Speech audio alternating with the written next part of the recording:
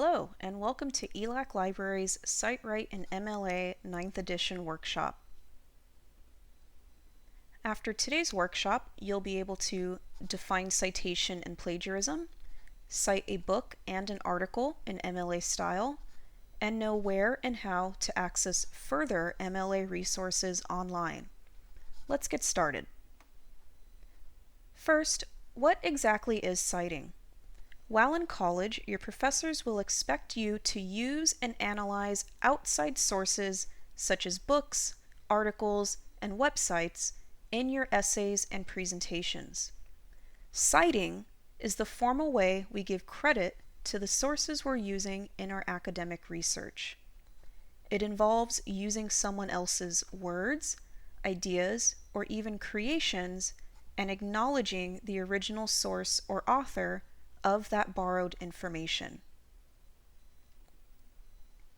Why do we do this? Well, there are many reasons we need to cite our sources. First, we want to acknowledge or credit the scholars who came before us. Second, we want our readers to be able to follow up on our sources. Third, we cite so it's clear when we're using our own thoughts and ideas and when we're using the thoughts and ideas of others. And fourth, we cite our sources to show off our outstanding research skills. Another reason we cite is to avoid plagiarizing. Plagiarism is the act of using someone else's words, ideas, or creations without giving them proper credit and passing it off as your own work. This goes against your student code of conduct of acting with academic integrity, in other words, of being honest about your work and not cheating. Consequences of plagiarism could include failing an assignment, failing a class, or even getting expelled from college. So how do we make sure that we're avoiding plagiarism? You cite your sources. For example, if you summarize or paraphrase an idea that you found in an outside source, in other words, you put it in your own words, you need to cite the original source of that information you're borrowing. You also want to cite the original source when you use a direct quote from a person or a source. And you want to cite the original source when you reference graphs, charts, data, or any images you did not create yourself. A good rule of thumb is if the ideas or creations did not come from you originally, you should be citing the original source of that information unless it's considered common knowledge or knowledge that is easily verifiable by multiple sources and widely known to be true. Let's move into how we cite. To cite properly, you'll need to follow a style guide or style manual. Style guides not only show you how to cite different sources, they also outline rules for formatting your paper, the preferred style of language to be used when writing, and your intended audience. Style guides are discipline specific. On the top left, you'll see an image of the APA publication manual, or the writing and citation style used in the field of psychology. In the middle, you'll see an example of the Chicago Manual of Style, often used in history and fine arts. And on the bottom, you'll see the ASA style guide used in sociology. You always want to ask your professor and double check which style and which edition you should be using when writing and citing in your classes. For this workshop, we're going to be focusing on MLA style. This is the style used in English and the humanities. Here's an image of the MLA Handbook. The 9th edition of this handbook was released in April 2021. If you're familiar with the 8th edition, not much has changed in terms of citing and paper formatting, though there have been a few changes in accepted language, such as the use of they/them pronouns when referring to a single person.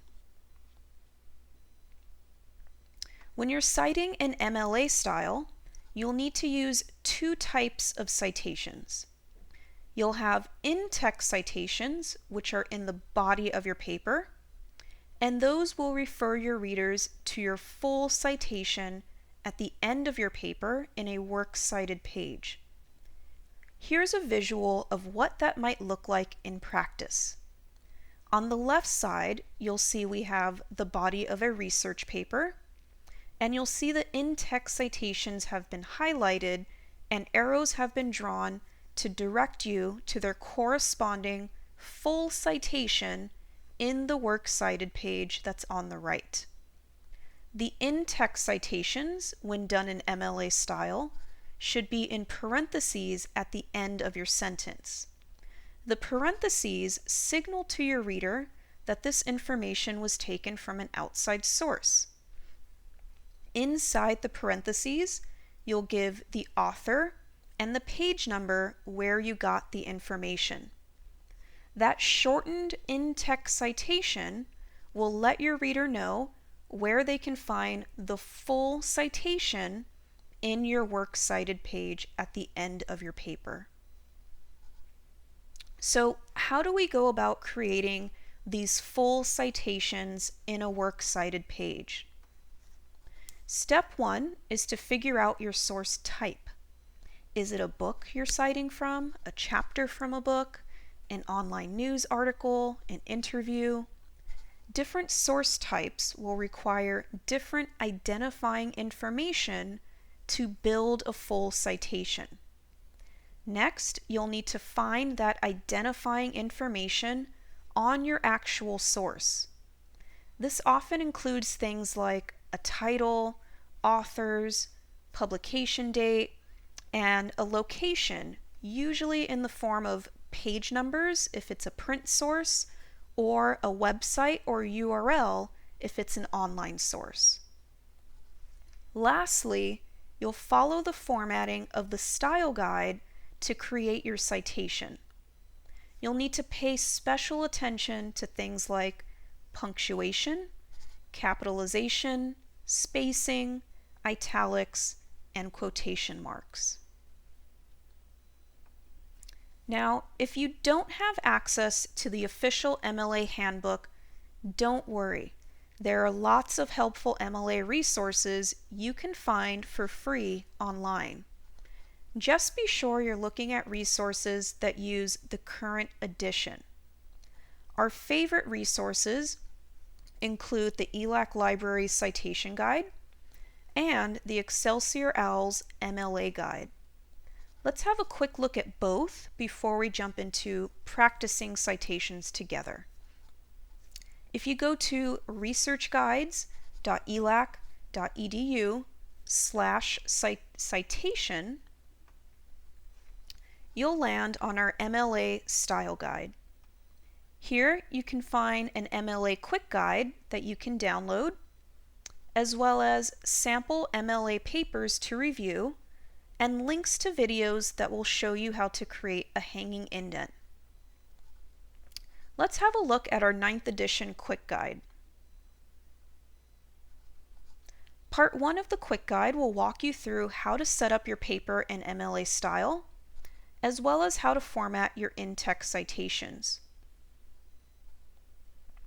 Part 2 outlines how to create citations for your works cited page and gives common rules and examples like how to cite books, articles, and websites. Again, when following these formulas, make sure that you're paying special attention to your punctuation, abbreviations, spacing, and italics. Part 3 shows you an example works cited page, and Part 4 shows you where to go for more help. One of the best places you can get in-depth MLA help is at the Excelsior Online Writing Lab, or OWL for short.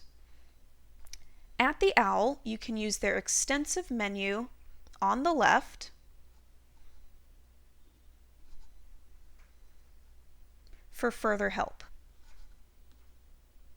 You can click on MLA Works Cited and you'll be shown examples of how to cite things like interviews, social media, and more. Let's put this to practice. Pretend you're writing a paper and you paraphrase a section from this print book, They Were Her Property. And now you need to create a citation for this book. First, we've identified the source type. It's a print book. Next, we'll need to use a citation guide like the MLA Quick Guide or Excelsior OWL to identify the ingredients needed to cite a print book.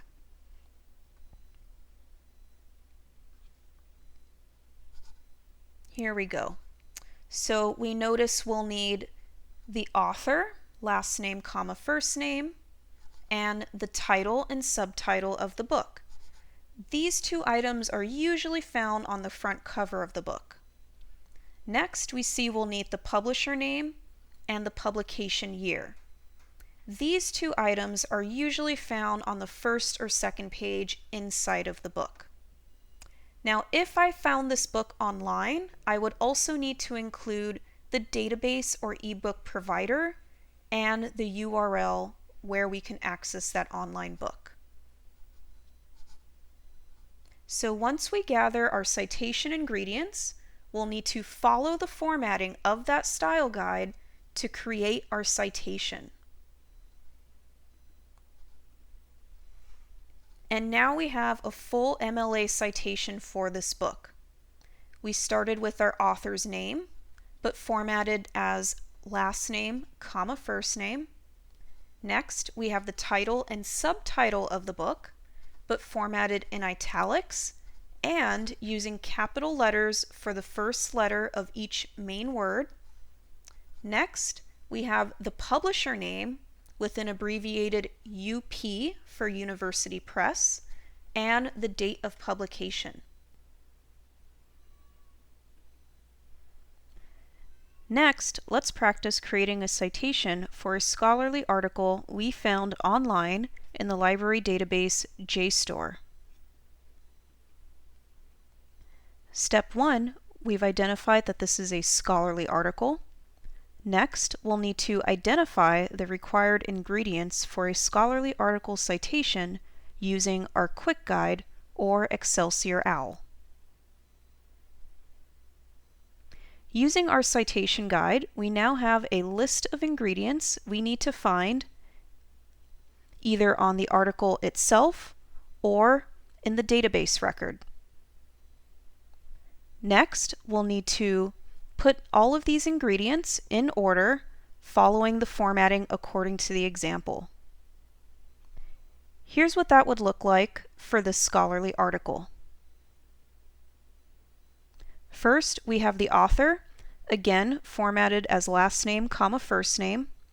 Next, since this is an article and not a book, we have multiple titles. The first is the title of the article, and in MLA style, we put article titles in quotes and capitalize the first letter of each main word. The next title we have is the title of the journal. The journal title will be capitalized but formatted in italics. After the title of the journal, we'll also have the volume and issue number of the journal with the abbreviations VOL period and NO period. After the issue number, we have the date of publication and the location in the form of page numbers with the abbreviated PP period. Since we found this article online in a database, we also need to include the name of the database, formatted in italics, and the permalink or stable URL that will take your reader directly to the article. Keep in mind for MLA 9th edition, we do not include the HTTPS prefix for URLs. Access dates are suggested but not required, so be sure to check your professor's preference. Lastly, don't forget to double check your punctuation, noting where you need a comma versus where you'll need a period. Now let's put our sample citations together in a Works Cited page. Remember, when formatting your Works Cited page, always start on a new page at the end of your paper, double space your citations, use a hanging indent, and remember your citation should be in alphabetical order by the first word in the citation. That's usually an author's last name, but it can sometimes be a title if you have a source without a listed author. If you're using Microsoft Word or Google Docs to write your paper, be sure to check out the available MLA style templates. In Word, click on File, New from Template, and search for MLA. You'll see MLA style papers that you can use as templates to format your own research paper. Before we get going, I wanted to remind you of the great MLA resources available to you online. We've covered a lot in this workshop, and rest assured, we don't expect you to memorize every MLA citation rule. However, you should be familiar with finding and following MLA examples online. The first place you can check is ELAC Library's MLA Citation Guide, available at researchguides.elac.edu/citation. The next resource is the Excelsior Online Writing Lab, which you can Google or find by going to bit.ly/ExcelsierMLA. The last resource I'd like to share with you is YouTube. You can find lots of videos on how to do technical things, like creating a hanging indent in Microsoft Word or Google Docs, and formatting your paper.